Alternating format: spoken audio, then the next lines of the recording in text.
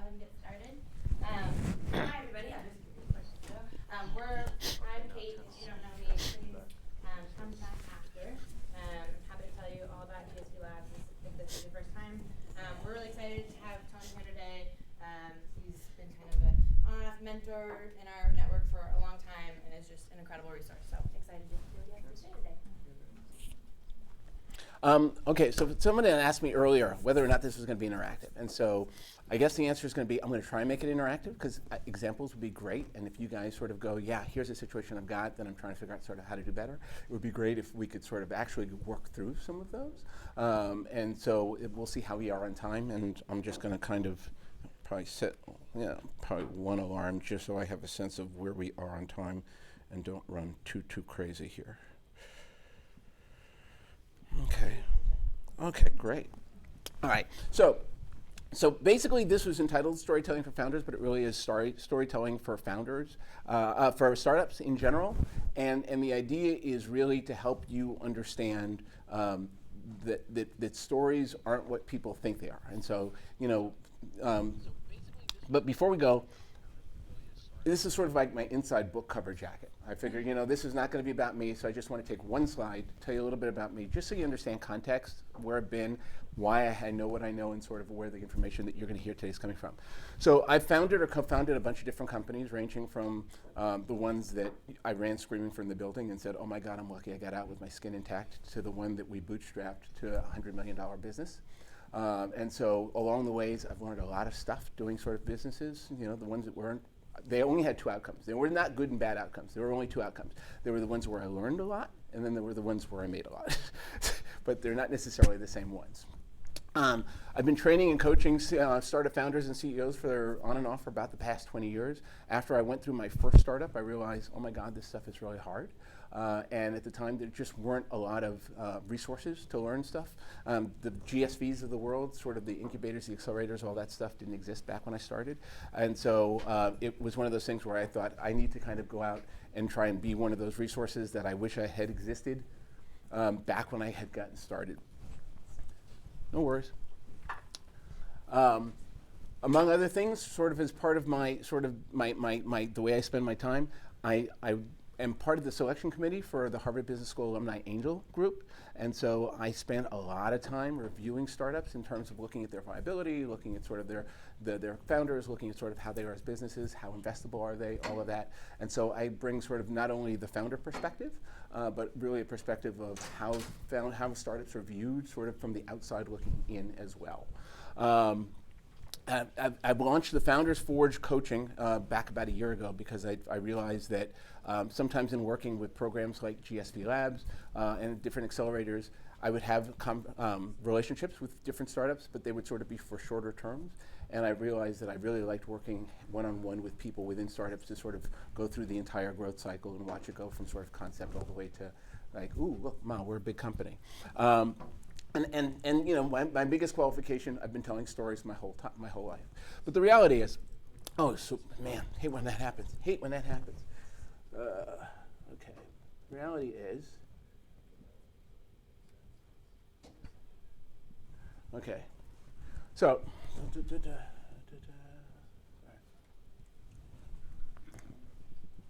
so my goals today are, I want to help you understand three things, really. This isn't about any particular thing like how to do a great pitch or anything like that.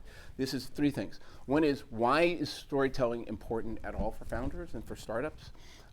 Talk about some specific tactics and things that you can do to tell stories in a better way, in a way that connects better with your audience. And three is to help you avoid sort of the common mistakes that I see all the time when I'm either looking at presentations or I'm going to sort of, investor meetings, or the things that in general I think hurt sometimes the chances that a startup has for finding success. Stories are how we communicate. And I want to sort of get your mind in the right place in terms of what a story is. Seth Godin, who's a big person in marketing, says that, for example, brands are sort of our shortcut to understanding what a company is about. But brands, in a sense, are a story. I mean, when you think about Volvo, you think, oh, that's a really safe car. When you think about Apple computer, you think, really good design. Those are stories that have been crafted. I mean, sort of images of businesses, cultures within businesses, everything that we do, how we dress, what we drive, where we live, that tells somebody a story about us. If you think about sort of FBI, those FBI people that are profilers, you know, they kind of look at you and they go, they can tell a lot about you by the way you carry yourself and all these other things. Sometimes people buy expensive cars because they want to tell the story, I've got money. Sometimes people dress, you know, with all sorts of piercings because they want to tell the story, I'm super independent, I'm not following the regular path that everything is. So everything is a story, and sometimes we don't think about what the story is that we're trying to tell and the message we're trying, and we will even tell a story when we're not trying to. So one of the things today is to understand that you should start to be mindful of the stories that you're telling, understand that everything that you say, every way you communicate is telling somebody something. And sometimes what people lack is the fact that I can manage the narrative, I can lead the narrative, I can get people to feel a certain way, believe a certain way, think a certain way based on how I craft my story. Stories are powerful. Stories persuade, they educate, they inform, they move us, they'll make us feel emotional. In startups, you use stories to recruit. You have to tell people, here's what I'm doing, I got no money, you gotta come work for me for free. I mean, but you've gotta tell the story in a way that's gonna be compelling and make somebody go, yeah, I'm in, I'm going for this. Stories motivate, they create interest. You know, tell me more. You know, when we go to the movies, you know, the stories sort of have a sort of arc and a flow, and they make us feel a certain way. The one thing that real life stories have, that movies have, is a soundtrack. And I've often thought, boy, wouldn't it be great if everything we could do, we had a little soundtrack, so that when you should be afraid, I should play my afraid music, and when you should be excited, I start playing my music. But you know, part of it is that stories can also convey confidence, and it's about the way that you tell a story. One of the things that I see when I see founders in front of a room is, one of the takeaways I get sometimes is, you know, there's a person that I can feel confident in. There's a person that if I were thinking about working for a particular startup, there's somebody that I could feel would be a good leader. If someone's in business development, you know, it can convey sort of this sense of trust. It can convey a lot of things, and it's all about the words you use, the way that you tell the story, sort of your body language. All of it is part of the story that you're telling, and you need to be mindful of that, because sometimes, for example, when I'm working with people that I'm coaching, there will be people who say things that end like this, and they'll talk all the time in a way that's not quite right, and you can tell that there's sort of a lack of confidence in what they're saying. Everything they say that's supposed to be an assertion sounds like a question. And so little things that you do, or it's the Australian accent. Well, Australians aren't confident. That's all we know, okay? Australians are dangerously direct. They're dangerously direct. So the thing is, all of these things you can do with stories. And so it's why it's really important to be mindful when you're telling a story and be mindful how you're telling a story. I mean, we're all storytellers. Again, sort of the way we dress, you know, the conversations we have, gossip we tell in the hallways. All of it comes together and it's all important. And founders in particular are the really good founders are really good storytellers. I mean, you know, I chose this picture of Steve Jobs for a couple of reasons. One is because he is sort of renowned. His brand, Steve Jobs' personal brand, was that he was a guy that could do presentations like nobody's business. But the thing is, and I put this one in particular, the Apple Music event 2001, the first ever iPod introduction. It's on YouTube. If you get a chance, I'd watch it, because this guy is a master storyteller. This was the film. This was the clip of him introducing the iPod for the first time. And what's interesting is, you know, he came out to just tell people, hey, you know, we made a music player that can hold, you know, that has 5 gigabits worth of memory and can fit in your pocket and all of this and does these great things. But man, when you watch this video, he told a story.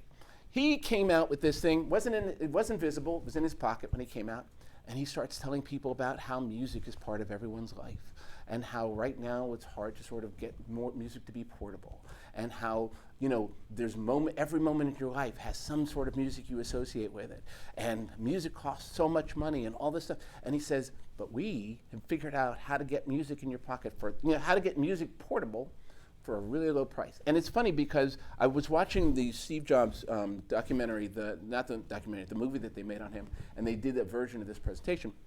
And the only part of the whole presentation that stood out to me was when he stopped and he got really excited and he said, you know what we've done? We've created 1,000 songs. That's your entire library. And he reached in his pocket. He goes, that'll fit in your pocket. That's how you get someone's emotion involved. If he just come out and said, hey, we got this new shiny thing and it's got some knobs on it, it's got 5 gigs of memory, and it's fat, it's got a huge battery life, nobody would have given a crap. But he was telling this thing and connecting it with his audience. Here's why this is important to you. And that's one of the things that's really important in telling stories. You need to understand a little bit about who it is you're talking to so you understand what's important to them. Because the biggest mismatch I see a lot is people telling stories to the wrong audience. And I see that in funding all the time, where, and this is just an example. And it's not that they're telling the story to the wrong audience, they're telling it in the wrong way. So I see a lot of founders right now that are doing feminine products for a variety of reasons, and what they'll do is they'll come in and they're giving a presentation to a panel of 5 male investors. And one of the things is they present it with all the stuff that they know in their head, but they forget this audience doesn't know the stuff that I know in my head. And so you've got to know your audience and go, how do I help them understand why this is important? And so connecting with your audience is a very big part of storytelling. So founders have very particular stories, and these are the kinds of stories that are parts of every startup. There are the investor stories. How do you, and for each of these you have different goals and different perspectives that you want to, and again, this is about understanding your audience. Your investors are not the same audience as your employees. Your employees are not the same audience as your customer. And when I say stories for customers, that's marketing, that's sales. That's the stuff that you say in your business development conversations. And all of this requires knowing a little bit about them, knowing a little bit about their motivation, knowing a little bit about their mindset, knowing what they know, and how what they know is different from what you know. Because that's the other thing that people run into is they think that what they know is what everybody knows. And that's not always true. And coming from your own perspective and telling a story isn't as helpful as trying to figure out how do I sort of make it from their perspective. When you're bringing on job candidates, again, we talked about how do you get somebody to come and work for you, because whether it's a startup where I can't pay you a lot of money, or it's just, I really think you should come to this company and you know that this is a top-notch candidate who has options and can go anywhere they want. You need to tell the story that is going to be able to get them to want to come to you. And the media, press, PR, the stuff that we do all the time to sort of get mentions in the news. People think, well, I'm just going to call and tell this newspaper, I'm great, I'm fantastic, I'm fabulous. But you've got to tell a story, again, from a standpoint of the person you're talking to. So that person, that particular media, they have a particular audience. They have particular goals and objectives. They need to meet their motivation, so you need to tell the story from the standpoint that benefits them. So I said my goals were, the first one is why storytelling is important to founders. Again, it's important for startups in general, because the thing that's really particular about startups, more so than larger brands, is you're nobody yet. I mean, when you're starting up, people don't know who you are, they don't know whether to trust you, they don't know what you can do, they don't know if you're going to be around in 3 months, they don't know anything about you. And so everything that you do has to have a particular goal. And it's about sort of creating the brand. It's about creating confidence. It's about letting people know, yes, we'll be around for a while. Yes, even if we're not around, you're going to be taken care of. Yes, we've got the people to make sure that you are well supported if you're one of our customers. Yes, if you invest in us, we are going to do something good with your money. So these are the reasons stories are important. Within a company, the biggest story of all that's internal is what's the culture of the company? Who are we? What do we represent? Because that becomes part of your recruiting, that becomes part of the conversation inside, that becomes part of helping everyone be aligned with a mission. Because you can't be aligned with here's what we are as a company, here's what we do, unless you understand and know the story of the company. And if everybody in the company has different stories, you're not going to have a very cohesive company.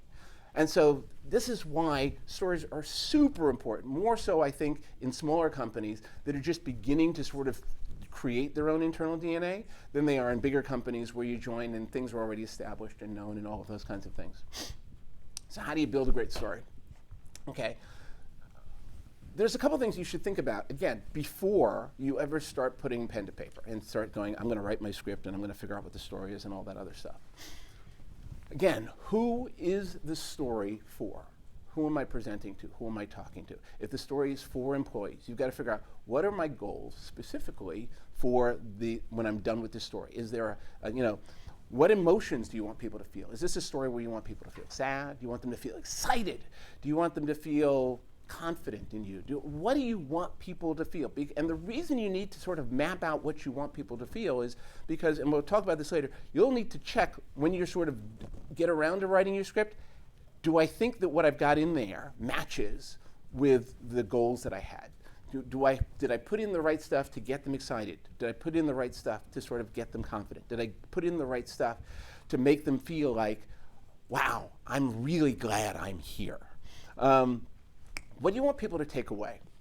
In the beginning I said, I told you, I want you to take away. Stories are important. I want you to take away that, that you're going to get some tactics today. I want you to take away that you're going to find out about some mistakes. I'm telling you what you want people to take away. I know what I want you to get out of this. You need to understand, when I'm telling the story, what is my goal in terms of what I want them to remember? What's important for them to know? Because brains are funny. Brains will sort of, everybody in this room, there's, I think, 24 people in this room, and if we ask people later what they remember, people will remember different things. And so the thing is, if you sort of put in too much stuff, you don't know who's going to remember what. You don't know if people are going to have the right takeaways. So what you want to do is you want to prune it down. Think of a good presentation, a good story, as sort of your favorite drink. Now think of everything that doesn't support your particular goals as being water that you're pouring into that drink. Okay, so the more you pour it in, the less it tastes like the thing that you wanted to be in the first place. On my Diet Coke, well, you know what? I was going to try having diluted Diet Coke just because I thought that would help, but doesn't work. Doesn't work. I'll just say no.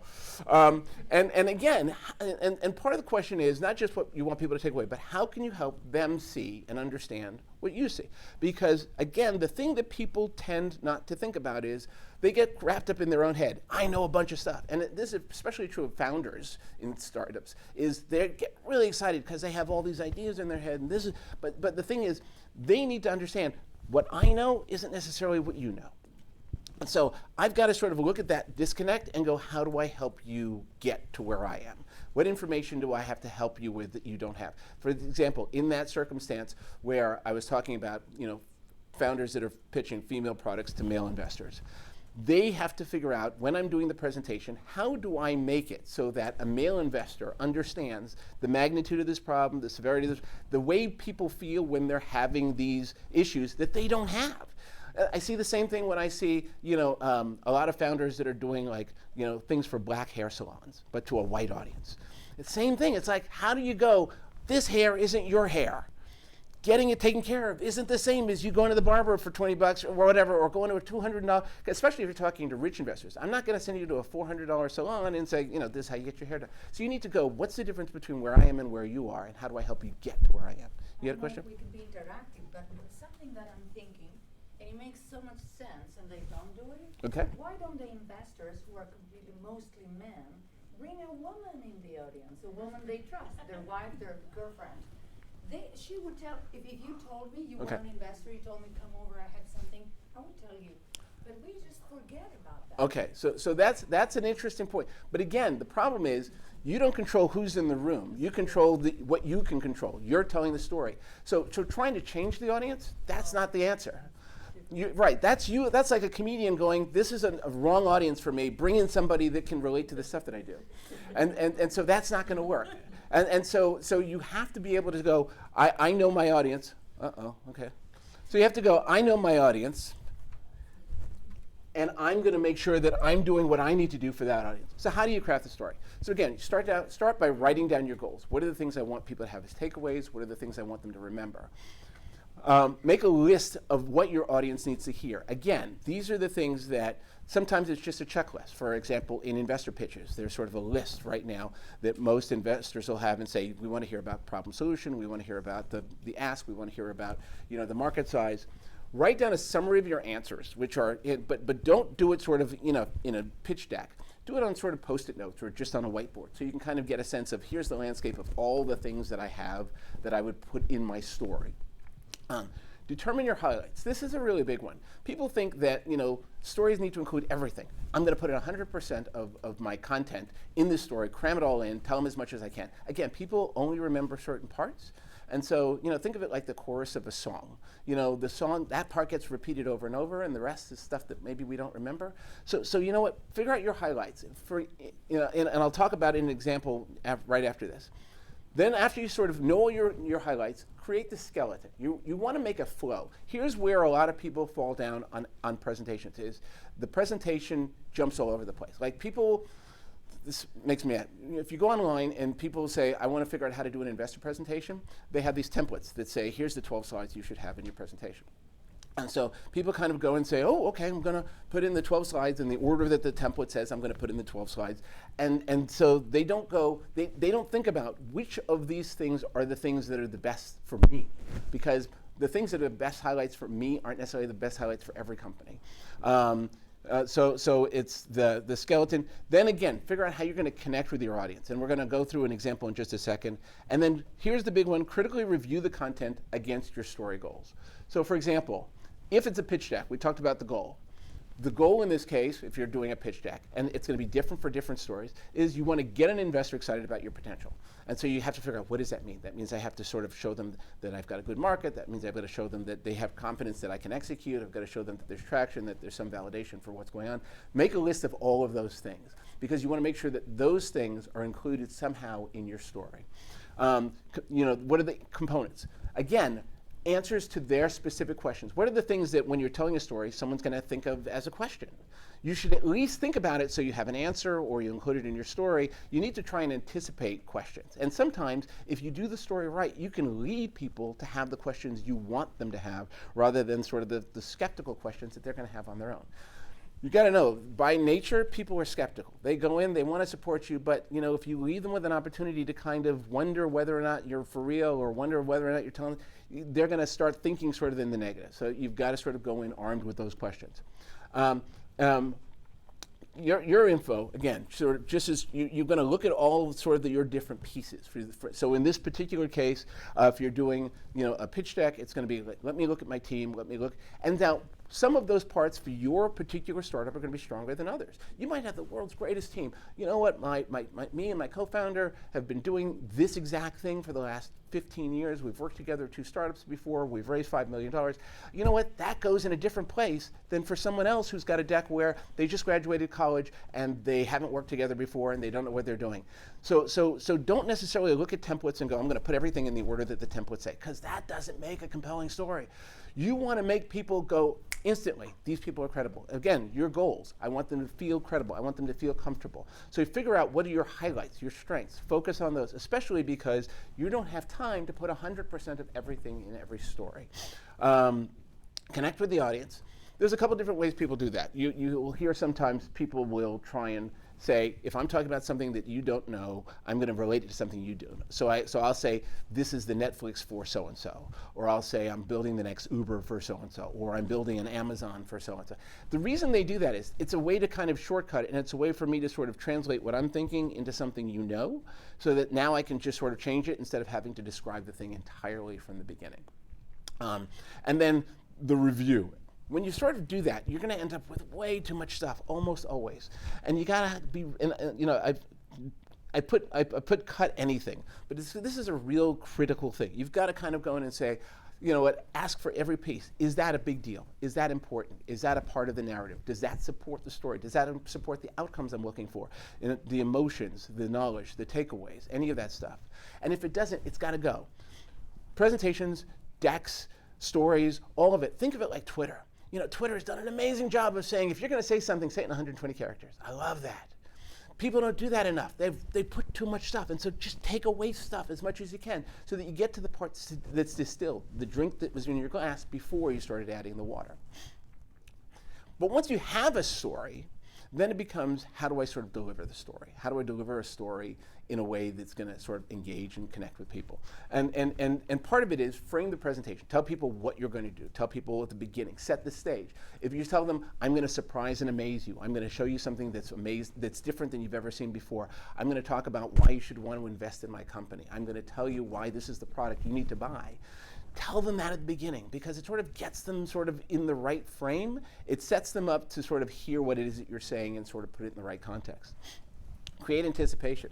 TV shows do this all the time. Notice at the end of every episode, it's sort of like the cliffhanger for the next episode. You know, if you do a story right, you can say, you know, at some point I'm going to tell you about this thing that's super important, fabulous, but I'll get back to that in a moment. People go, well, tell me about that now. And you can build anticipation sometimes, but either through pauses, sort of the way that you talk, sort of setting the stage for something and then creating a delay. But if you sort of create anticipation, you can draw people in and get their interest and use that to highlight specific important things that are part of the story that you want them to know and remember and understand. Modulate. One of the things that you don't want to do is you don't want to be one of these people that is talking at the same tone all the time and just sort of not tensioning. If you do that, you're dead. And people can't get a sense of what your emotion is. They don't know what you're highlighting. They don't know what's important. You can control a lot of the emphasis by how you speak and sort of where you put particular emphasis, you know, when you raise your voice, when you do sort of show emotion. And this is the thing, communicate your emotion. If I'm doing a presentation, I go, I'm really excited about this next piece. People will pay attention because they want to hear, why is he so excited about that next piece? So tell them, you know, or we were really frustrated because we started doing this thing a particular way. We weren't getting the kind of customer response we thought we were going to get, and so we were trying to figure out, after being frustrated for a while, we need to go out and talk to customers. It's okay to sort of show we were frustrated, but we changed the narrative. We went and did something that sort of made things a little bit better. Because with startups especially, things are going to go wrong. You can talk about when things go wrong because sometimes that shows when things go wrong, this is how we react. We don't just fold the tent and go home. Sound conversational. You don't want to necessarily sort of sound like you're just talking at people. You want to sound like, if I were in a bar, kind of having a conversation with you guys, this is how I would talk. You know, share something interesting. Sometimes it's nice to have sort of a fact or something in there that people didn't know. Like if you're doing like Warby Parker, you know, their presentation was, did you know that, you know, 80%, some number like 80% of the glasses market is owned by like 4 conglomerates. That's it. All the different glasses companies that you see out there are pretty much owned by the same guys. They're different brands, but it's under like 4 headings. And so that's why they said, here's why there's an opportunity for us to do something that hasn't been done before and be independent and break that market. Be earnest, be honest. You know, just don't fudge. You know, tell people stuff. If somebody asks you a question and you don't know, say you don't know. You know, don't sound like you're trying to be somebody different than who you really are. Your personality needs to come through, because one of the things that happens is, if I were doing a presentation and I tried to sound like some very formal super dude, the first thing you guys would go is, I don't believe anything he's saying, because that's clearly not him. People can tell when you're being yourself, and people can tell when you're not. For the content of the time, that's the one that I'm going to miss today. Avoid meaningless detours. I will often be in stories where people get distracted by sort of, you know, tangents, and they'll just keep going on and on about tangents. And again, if the tangent doesn't support the story, especially if you have sort of time constraints, then you go, there's 2 problems. One is you go over, and the other is because people will remember just a certain amount, it's like we have limited RAM. Everything that you add that's not part of the outcome that you want to achieve, you run the risk of that bumping out some other piece of vital information. It's the way we work. Again, okay. Okay.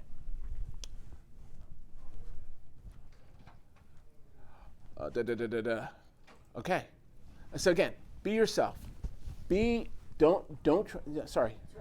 I have a question. I watch a lot of startup pitches. Okay. And many of them bury the lead. Here's a great example. Okay. They have a partnership with Walmart, and they mention it at the very end. Do you think the lead should be in the beginning, or should they use it as part of anticipation if they have something really important to say? You know, there's not a generic answer for that, but so the answer is you have to sort of, we talked about collecting all of your information. If they have a partnership with Walmart, that's the sort of thing where you need to sort of rank that and say, this is one of our highlights. This is a super strong piece that we need to, and then sort of figure out where in the narrative that goes. If there's a part where you can build sort of this question in the mind of the investor that says, yeah, but can you pull it off? And yeah, because you can create this grand vision. We need to do this, and you can even say, and in order to do that effectively, you need to have channel partners and blah, blah, blah, blah, blah, and sort of set the stage for the things that you need. And it's really great if you go, and you know, and one of the things that's really nice about us is we have this partnership already, and we have these things that you need, which is part of our competitive advantage. And so you can sort of set the stage for, this is something that you're gonna be thinking, well, when are you gonna get those things? And then you can drop it in. Some of those things you want to put at the beginning, some of those things you want to sort of make sure the story flows. But again, it's really important that you don't just sort of throw that out, because if you say, we have a partnership with Walmart, I don't understand in the beginning of the presentation why a partnership with Walmart makes sense. I don't understand what you do. I don't understand how that helps. So at a very minimum, you need to give enough background and context so that that now becomes a big deal when you tell me about it. Okay, so integrity, again, just people can tell when you're being truthful. People can tell when you're sort of schmoozing them, when you're sounding too polished, when you sound like a slick salesperson or whatever. So you don't want to do that. People will shut down. People will turn off if they think that you're being disingenuous. They want to know that the person that they're talking to is a real person, and can, you can have conversations with them. And they want to, because that helps them have faith that everything you're telling them is true. So if you're an honest person who's being yourself, they're not going to worry, I wonder, if all of this is BS. I wonder if any of this stuff works. Part of that authenticity helps you create confidence in what you're saying, and confidence in credibility for you in general. Again, focused, engaging. When you're telling stories, make sure to sort of look at the audience. If you're in a huge room, sort of look out at the audience. You don't want to be looking all the time at your slides. You don't want to be sort of distracted by something else. You don't want to be checking your notes. You want to talk to somebody just the way that you would talk to them in real life. And when you're talking to people, you're making eye contact.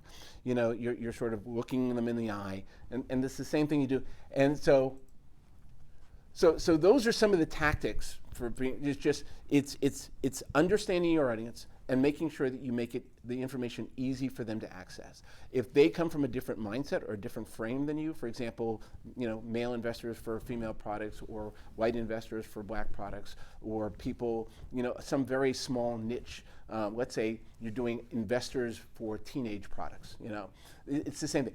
Find a way to help make sure that those people have some context to understand what it is that's important about that to that group, and don't always assume that what you know is what the person that you're talking to knows. Make sure that you don't get sort of, make sure that you make sure that the story flows. You don't want to just go, item 1, here's what you do. Item 2, here's what you, it's item 1 should connect to item 2. Item 2 should connect to item 3. So that when you're telling something, even if it's a pitch, it doesn't have to necessarily go in the order of the templates.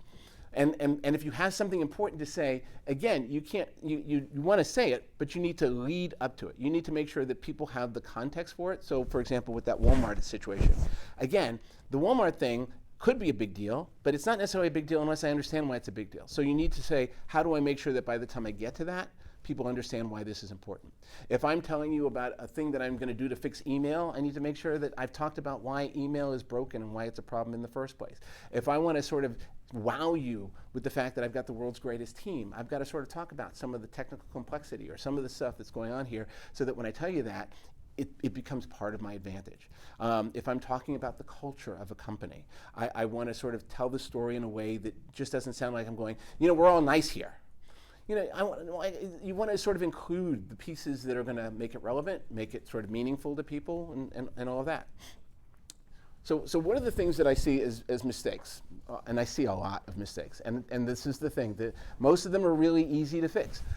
Trying to sound too smart. The way that manifests 90% of the time is founders think that it's time to go dig out their SAT review books and find all the big words that they can find and use those words in a presentation. Because for some reason, people think if I use 4 and 5 syllable words, people will think I'm really smart.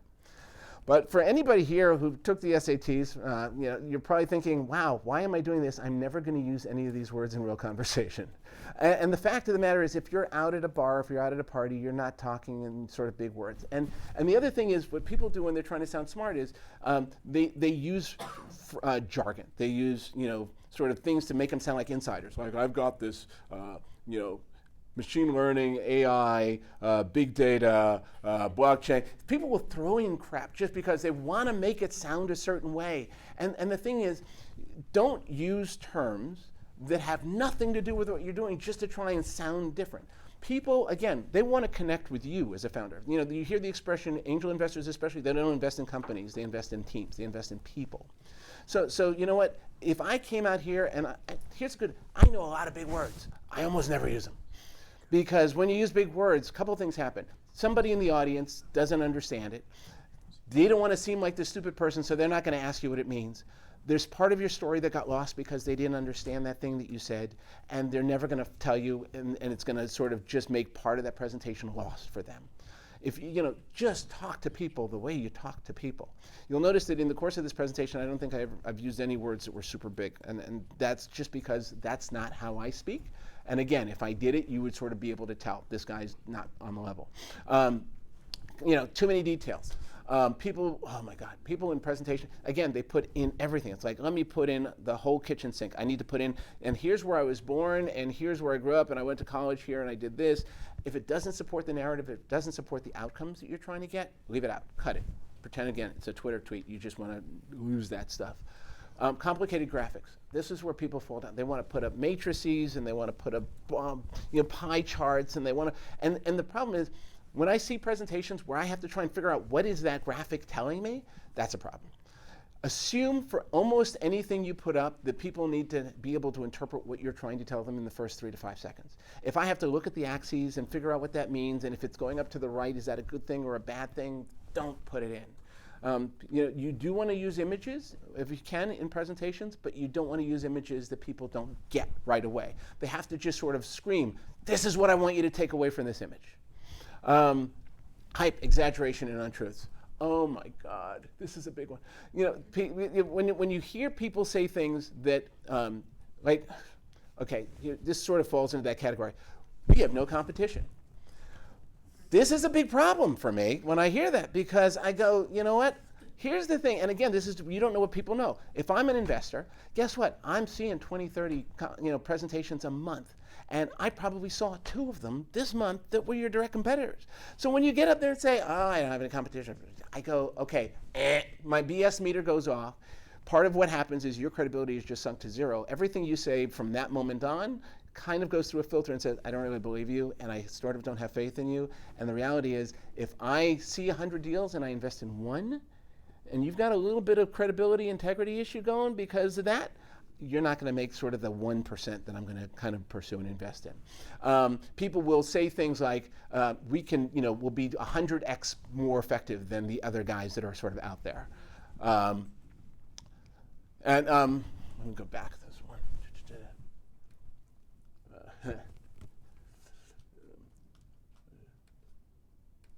Okay. So I was at the Airbnb LA Open a couple years back, and it's interesting you mentioned that because that was the last big marketing event before the slow ramp down to the IPO. And can you hear me still? Anyway, so Brian Chesky was on stage, and I remember being his, how would you say, he dissolved in front of me because he said there's so many billion homes in the world, as if that was his total market potential. Right. Okay, see, that's another thing that people do, is they try to be impressive. They're sort of like trying to be too smart. They'll try to be impressive, and they'll throw out numbers that, again, don't connect to the story that they're telling. One of the things that happens is, let's say, for example, someone is a real estate broker and they make 3%, or marketplaces, good example. Marketplaces where they'll make 5% on every transaction that happens in the marketplace. And then they tell you the value of all the transactions that happen in the world. The gross, and they say gross transaction value is $46 trillion, which is great, but they're making a percentage of that. So their market isn't this trillions of dollars, it's a percentage of that. And again, for investors, we see a lot of that kind of stuff. And so that sort of goes into a filter that says, that sounds a little bit not credible.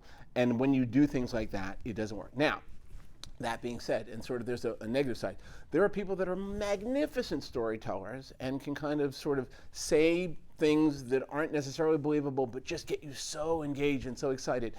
If any of you are following sort of the whole WeWork thing that's going on at the moment, Adam Newman, magnificent storyteller. I mean, and this is the fact. He was able to kind of go in and create this great, story about we're not just a co-working space. We are this ecosystem. We are this tech company. And just by sort of being able to somehow position it as a tech company, you go from sort of being a 2 times multiple to being a 10 times multiple. Glorious. So you can tell stories. If you're credible and you're a great storyteller, sometimes you can get away with that stuff. But again, most. Okay, I was gonna say, and especially most startups, they're building their reputation. They're building their integrity. So when you do things like that early on, you start to get a reputation, and then people will sort of go, I do or I don't believe what's coming out of your mouth. And so it's super, super important that you don't sort of try and mislead, because things like that sound like you're trying to mislead. If you give me a market that's not really your market, it's like you're trying to sort of make me think that that's your market, and that rubs people the wrong way. Well, it did look at Airbnb dramatically, because they had to, after that attempt, they were kicked out of Spain and Amsterdam, and have had to, regulation just attack them. Well, there's a lot of things that are sort of involved in that, but yes, the story gets to be part of that. Speaking too fast. Again, one of the things that I see a lot of people do is they, especially for founders that are doing sort of their investor pitches, especially the ones that have the 3-minute pitches. They feel like, okay, 3 minutes, I'm supposed to tell you my market, my this, my that. I've got a lot of things, I can't do that in 3 minutes. And so they think if I talk incredibly fast, then that'll help me kind of make it all happen. The reality is, you should think of sort of short speaking opportunities like the trailers for movies. In a movie trailer, you've got between 2 minutes and 3 minutes to sort of say, here's all the exciting reasons why you should go see a movie. You don't have to show the whole movie. You just say, here's a thing that's going to get you really excited about it. And so you have to be really very careful about just saying, here's enough information that I can speak at sort of a normal speed and a normal tone, because that's how people hear and people listen and people engage. And filter. Instead of saying a lot too fast, say less, at sort of a normal speed. Okay. See, I don't know how to make this thing go backwards. This is the problem for me. It would be great if I knew how to make this thing go backwards. I got to figure that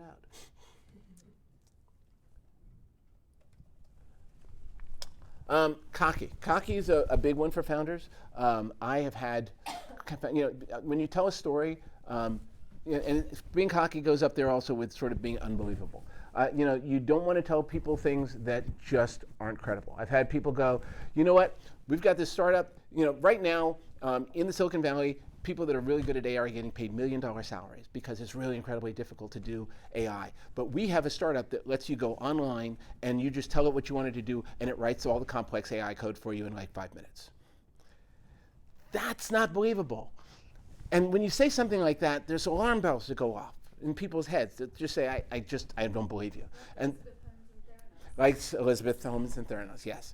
And so the thing is, you have to be really careful about people. People feel like, because we don't have a reputation, because we don't have history, we have to sort of pretend that we're bigger than we are. We have to sort of have this bigger scale. We have to have these bigger ambitions.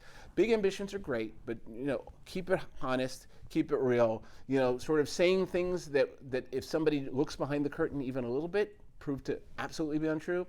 Your story is going to be your personal story is going to be you're the person that can't be trusted. Your personal story becomes the person who isn't credible and isn't believable and who doesn't say things that you should rely on. And part of it is the more you can create sort of this notion that I tell stories that people can rely on, the more your stories just sort of, it makes it easier. You have to spend less time defending yourself, less time sort of trying to give your history, because people just go, when this guy gets on stage, I believe everything he says or she says. I love Seth. I went to school with Seth. So, but Seth, he gets it. And his whole thing about sort of permission and integrity and, you've got to go in and sort of, part of your brand is about how you present yourself, how you tell your stories and all of that. And then the other thing is again, trendy, jargony. Oh my God. Every now, there was just a study out recently that said that, I think it was done in the UK, that 40% of startups that had AI in their name or their presentation actually weren't using AI. This is one of those things where people are like, what's the new thing? Blockchain. I got to use blockchain. I saw the other, somebody was putting it together a dating site, and they said, oh, we use blockchain and as part of our dating site. And what they didn't know is one of the investors was doing a lot of stuff in blockchain, and they said, tell me how you're using blockchain exactly to make this dating site. What's the value add of using blockchain in this dating site? And the CEO was doing the presentation and actually said, you know what, I'm not the technical person on the team. You'd have to talk to them. I just know that it makes it much better. And so jargon for the sake of jargon, big words for the sake of big words, sort of numbers for the sake of numbers, things that aren't credible, all of those things are things that you should just go, those aren't benefits. I'm not bamboozling anybody. People that tell stories that include those things think they're pulling something off on people. And you might occasionally pull something off on people, but a lot of times when it's really important, you're not only going to not pull something off, but you're going to hurt your brand, you're going to hurt your credibility, you're going to hurt your integrity, and you're going to hurt your ability to communicate effectively to that person or that audience again and ever again. So that's it. Why storytelling is important, tactics to help you build a better story and help you avoid common mistakes. Now, the one thing I'm going to say is, that's important about stories is if it's a story that you're going to tell often, you have to understand that a story is sort of a living thing, meaning that, the story you tell on day one is going to evolve. You're going to get feedback, you're going to get different opinions, you're going to get sort of input from other people, and you're going to change that story a little bit. And so the story is going to evolve until you feel like you've got it right. And it feels right. People will ask, if I'm telling a story, do I read a script? Do you sort of have to memorize the whole thing? I think that what you want to do when you're telling a story is you want to understand, again, sort of what are the points you want to hit, what are the outcomes you want to get. But I don't think you necessarily want to read a script. And again, it becomes that authenticity thing. It's really hard, especially for long presentations, to read a script and sound like it's coming from you. Unless you're a professional actor, it's one of those things that's very difficult. You want to talk sort of from the heart, but you want to make sure that you hit the high notes. And so I don't think you necessarily need a script. I think you just kind of, again, you sort of go from the things that you want to hit. And before I go, and just one more thing, I'm just going to say really fast, weirdly. So this egg, I was going to say, is sort of like, I was thinking when I was putting this together, this egg is sort of like a story. When I was in high school, and I'm only telling you this because it's sort of a visual representation. I knew that my mom wanted something for Mother's Day. And I knew, again, knowing your audience, I knew that my mom had this huge egg collection. She collected eggs wherever she went. Like some people collect travel globes. So I knew that I needed to know, I knew my audience. She loved eggs. And I had sort of this thing in shop class where I said, okay, I'm going to put together something for my mom, and I need to put together an egg. So I had to gather all my pieces. And what they didn't have is they didn't have sort of a big round piece of plastic. I was taking plastic shop. They had sheets of plastic. So this is like sort of all the components of the story. What are the sort of the outcomes that you want to get? What are the pieces that you want to include? And so I took a bunch of pieces of sheet plastic and I stuck them all together with like super Bondo glue, and I just sort of stacked them on. And then I said, okay, what are the parts that don't support the outcome, which is an egg? So because what I had was then a little cube of sort of this, stacked together plastic. And so then I would sort of start sanding it. First with a power sander, taking out all the big bits that you don't need. And you're like, okay, that's crap, I don't need that. And then after a while, it was sort of share it with people and sort of talk about it and sort of look at it, compare it to other eggs. And at some point I go, okay, now I'm getting to sort of the refined points, the parts that are sort of at the end. And it was one of those things where I would just sand it every day for about a month until I ended up with this. And this is a result of sort of those sheets of plastic that I put together. And because I knew my audience and because I left all the stuff out that wasn't meaningful in terms of, this is what I gave her, and I got it back, unfortunately, when she died. But I just use it as an example of, it's going to take time to get your story right. But again, if you sort of know what your outcome is, if you know sort of the pieces that you want, if you know who you're giving it to and how they're going to appreciate it, you're going to end up with a pretty good story. Questions? I agree with you about practicing. I was a trial lawyer for 20 years, and one thing I always tell people is you have to practice. You have 1 minute in a courtroom. That's the example I always use to convince a judge of something very important. You have to practice, practice, practice. And can you give examples of how people should practice? Because I think, I always like actors do this on talk shows, right? They sound like they're spontaneous, but it's completely rehearsed. Well, okay, so the question was, how should you practice? There's a couple things. I think you always want to practice with somebody else. You want to, you want to have sort of a fill-in audience, and the reason you want to have a fill-in audience is, again, sort of the outcomes that you want to achieve, and you don't necessarily want somebody who's coming from the same mindset as you. So you don't necessarily want another lawyer, because another lawyer might depends on the context, but you want somebody who's going to be sort of as unindoctrinated as your audience. And then after you do the presentation a couple times, you want to ask them, what did you remember? What did you take away? What questions came up? What were your concerns? What were your doubts? What were the things that didn't seem credible? Because what you're looking for, sort of like the egg, is what are the parts that I need to sand away? What are the parts that I need to sort of replace? And doing it by yourself, like if you're just in a mirror or if you're just recording yourself, it's like your term paper in college. You can't find typos in your own term paper because it's all from your head. You need an outside perspective to be really critical and say, that's not helpful, or I didn't believe you when you said this part, or I missed the part why it was important that you were going to do this in your go-to-market strategy. So it's very important, I think, to just practice with other people, and then don't take the feedback negatively. What I hear a lot from founders is, I did this thing to somebody and they just didn't get it. And they do the presentation again and say, oh, they just didn't get it. And they think that it's because the person they're doing the presentation to is dumb. The fact of the matter is the presentation is not the right presentation if the person didn't get it. And so when you start seeing that, start being open to critical feedback and saying, how should I adjust that to sort of change so that people do get it? Any other questions? What would you say is a takeaway for us after seeing this story about creating stories? Highlights are sort of based on the things that I think people get wrong most of the time. So the biggest things that people can do today to improve their stories is, A, ask themselves, what do they know that their audience doesn't know? And am I doing a good job of helping you to sort of get into the story, get into the shoes of the person that is sort of the protagonist in this story? Again, sometimes people will do that with analogies. Sometimes people will do that with case studies. And one of the things that you'll see a lot is if I'm doing Steve Jobs, the example with Steve Jobs and the iPod. Rather than talking about the product, he sort of made it something that was accessible by talking about, here's your own personal life experiences, here's how music influences you. So he wasn't selling a device, he was selling music in your pocket. So find a way to connect with people in a way that's meaningful to them. Try to avoid just giving information. Don't just give away data and information. Say, you know what, in your circumstance, you need to sort of understand and see something that's going on. So for any story that you're telling, the other thing is, I would say, understand and know what the outcomes are that you're trying to achieve. How do you want them to feel? Do you want them to feel confident in you? Do you want them to feel excited about an opportunity? Do you want them to feel, like there's a sense of anticipation, like, oh my God, I can't wait for this thing to happen?